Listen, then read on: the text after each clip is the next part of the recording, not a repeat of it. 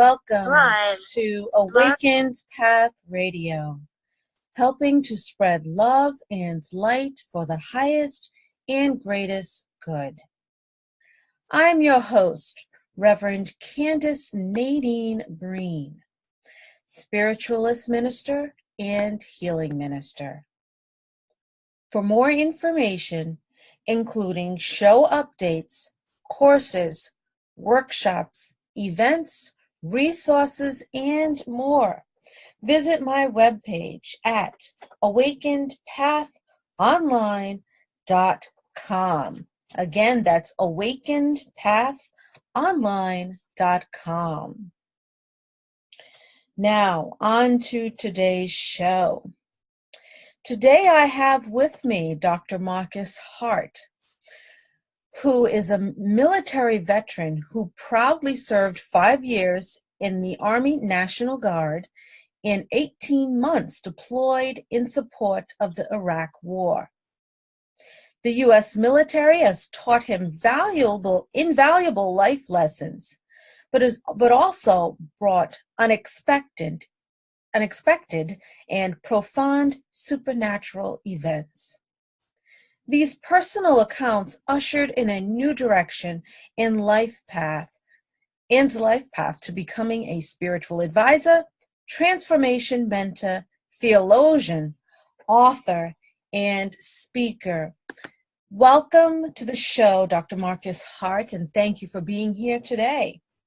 Thank you, Reverend Breen. I greatly appreciate you having me on. My pleasure. Now, I know we mentioned a little bit about your background during the introduction. Would you be able to tell us about your journey that led you to where you are as of today? Absolutely. I always start by telling people that I was born and raised in Milwaukee, Wisconsin, and during my birth, I actually died during birth. While going through the birth canal and during labor, my mom lost her breath and died, and I lost my breath because I was stuck in the birth canal, and we had to be rushed for emergency C-section, and I was taken out and revived after a couple hours. So it's a very fascinating experience very early on, and then throughout my life, I experienced some of the things that not really the average person go through. That being poverty. Well, I guess you could say average person, but poverty being one. Growing up without my father to about age 13, and being bullied throughout school, being abused physically, sexually, verbal abuse. That continued even when I went into basic training. I dealt with a lot of physical abuse in basic training, and the verbal abuse, which was to toughen you up. But, for a kid that was quite vulnerable and sensitive like me, it was not the best of experiences. And I returned back and finished high school and summer school and returned back to the military. And about a year later, I was called up to be deployed overseas to Iraq.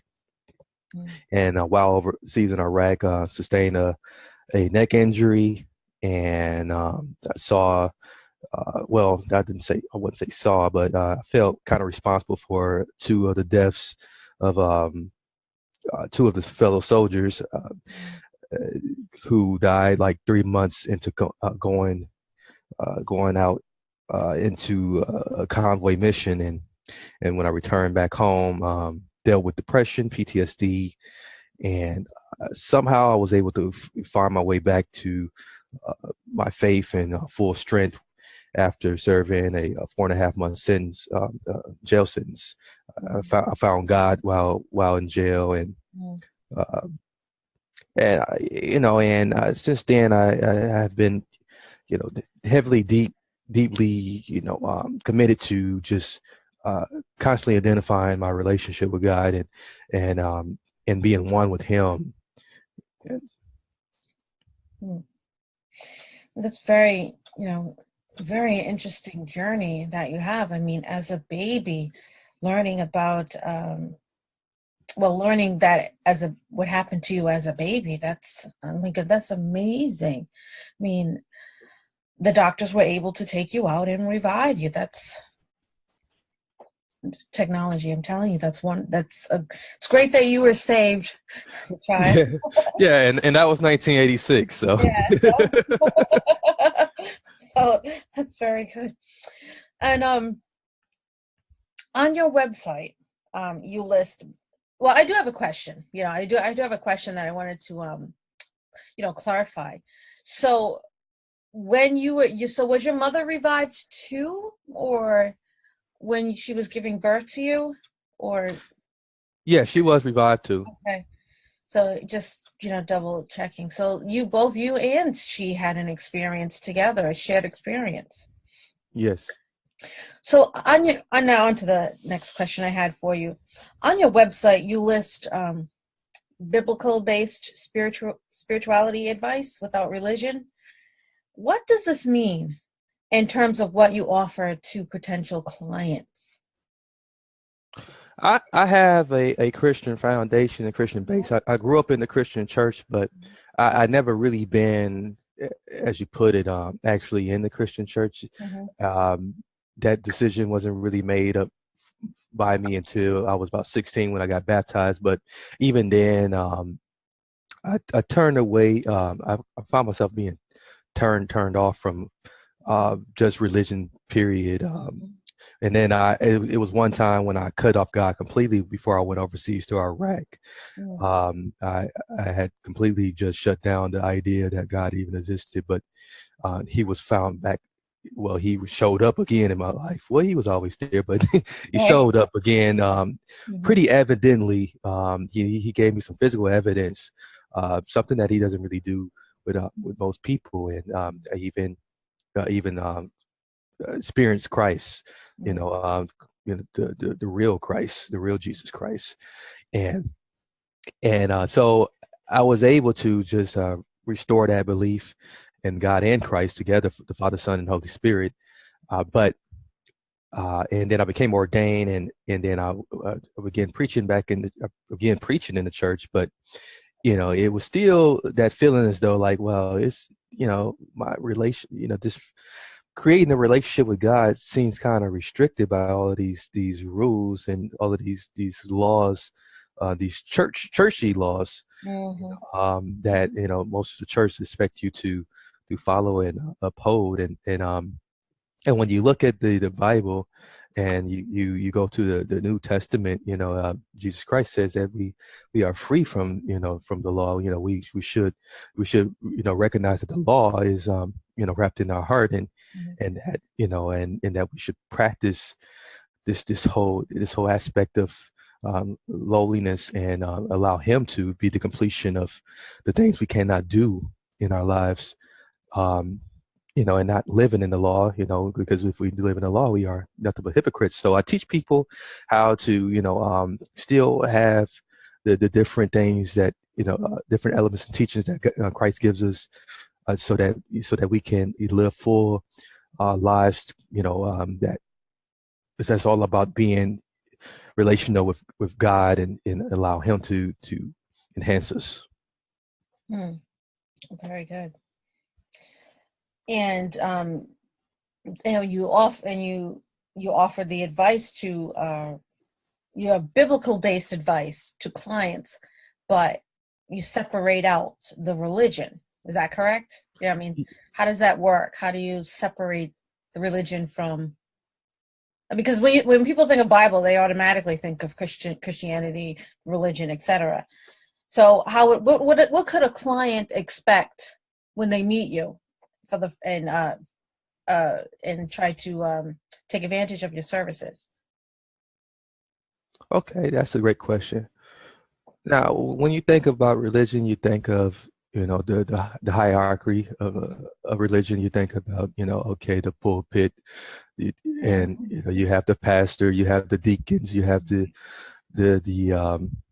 the motherboard and all these different things, and then you have the expectation of an obligation to have to show up to a certain place, and you have also the restriction of like, okay, being open to be able to practice other things that are very helpful to your spiritual growth, like meditation and in other things that like are scientifically proven to help you. So we identify some of the things that the client or the person, I don't like the client, I don't like saying client all the time, but the person is doing in their spiritual lives, and if they're not doing that, we identify what they're not doing that they need to be doing to feel connected, feel like they are on their spiritual journey, and we include those things, and like I said, a lot of religions, they will like opt out, being able to adopt from each other when we should be all adopting from each other. This is we serving a universal God. He's not a one size one fit all, just for one size for one person, he's for everybody. Right. Now, you also mentioned on your website, holistic spiritual hacks. What does that mean? What does that mean? Holistic spiritual hacks. It's all going back to just the way we was created. Just going back to our very, very essence, and releasing the dependence on medication, the dependence on having to have someone constantly there to pray for you. It's just totally just stripping away all of the outside things and going back to the core of who we are and who we are spiritually as people, and and identifying what it is God put in us to express and to be able to connect with Him. Now, you also have a podcast that's called Transformed You. And how do listeners benefit from tuning into this show? And also, I would like to add, how did you come up with this, Transformed You? I have gone through many transformations in my life, and from the time that like I entered into the military, exiting out of the military, and then going to jail and leaving jail and becoming a minister, and from a minister, I took on this whole business entrepreneurial mindset, and even in the midst of being very business minded, I still was I still felt it very important to stay connected to God and really identify the many infinite possibilities He had for me on my life. And so, transform, that comes, that identifies that like, hey, I'm looking to help you transform, be able to become unstuck or go into the next chapter of your lives, because we all got different chapters we need to reach. And then the you, obviously I want to transform you. I want to help you transform you. And, but the you stands for you, but also universe, right. Because we are all a part of this universe. And as long as we all are part of this universe, we are somehow connected. And if we are all connected, we are connected through love, and that love being of God. What direction do you see people going in regards to transformation and their perception of the universe in general? I see more and more people now. They, the world is changing so much. And it's at a very rapid pace, and information is so readily available that it is very easy to go find information you need to move into a new part of your life. But sometimes you need a little guidance, because there's so much information out there, you don't know which information is going to be good for you. We're in a world now where people do need to connect with each other again to further advance their transformational process. And if we don't collaborate and learn from each other, and then identify those who can be our mentors and be the people, the guidance, sort of like the guidance counselors and the messengers, we will transform, but we're not going to transform the way we should or want to. And as far as the perception of the universe, people now see that, we are all free-flowing spirits, and because we have the spiritual essence, we must cater to that spiritual side of ourselves. Now, so people could take advantage. Our listeners may want to take advantage of some of the services you offer and check out your website, your podcasts.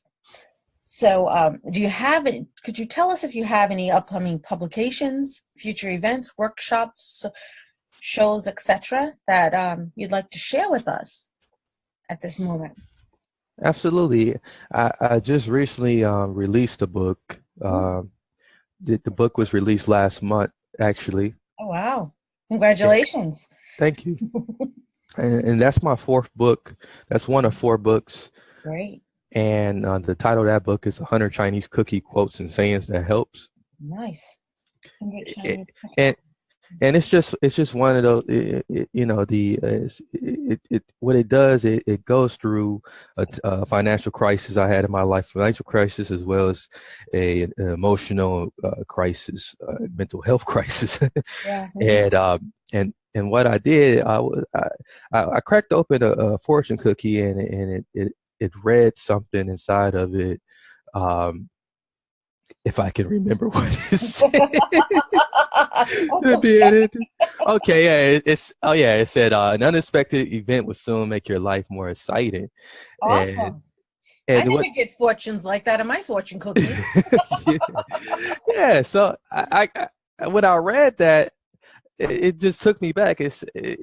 It made me just realize that, like, man, you know what? There's so many opportunities that God gives us, because we have an infinite God, and so there's so many, infinite possibilities we can, be anticipating. And so I just started collecting 100 Chinese fortune cookies and started writing journals on each one, and just really just understanding my growth and what direction my life was going into. So I share this to inspire others. That's a great idea. That's wonderful. I have to read the book now. I want to read the book now. I could use some inspiration. Well, that's great. Yeah. And as far as future events, I do have one coming up April 24th. It is here in my hometown, here in Milwaukee. It's the event for those who just want to, check out more about my books. I'm going to be doing a short talk at the Wauwatosa Public Library here in Wisconsin, Milwaukee, Wisconsin. So, and that's on the 24th.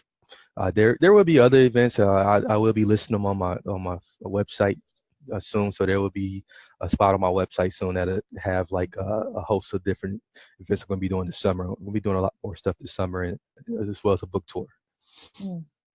Now, what is that website where people could visit to check out all your stuff? They can visit it at realmarcushart.com. So that's real, REAL, Marcus, MARCUS, Hart, HART.com. And they can also contact you on that page too, right? Yes, my phone number's there, my email address is there as well, and all of my social media links. Great. Any other last words for our show? Yeah, absolutely. I just want to let people know that, don't get comfortable in your own love. Start adopting from the love of God. If we start to adopt from the love of God, we can all enjoy the same love and be on the same accord with each other. There's so many things happening in our world, and yet we think that love is only meant for the things of material and of the things that's important to us. So you need to just adopt from the love of God, who gives it to us freely and is very evident in nature. Very good. Well, it was a pleasure having you on the show today, Marcus. Yeah, it's been a pleasure talking with you, and I'm very humble and very appreciative of you sharing, allowing me to share. Thank you again. Well, everyone, that's all the time we have for today. As always, you can visit www.awakenedpathonline.com. Again, that's www.awakenedpathonline.com. And you can visit that site for show updates, courses, workshops, events, resources, and more. I'm Reverend Candace Nadine Breen, and thank you for listening to Awakened Path Radio. Namaste and blessed be.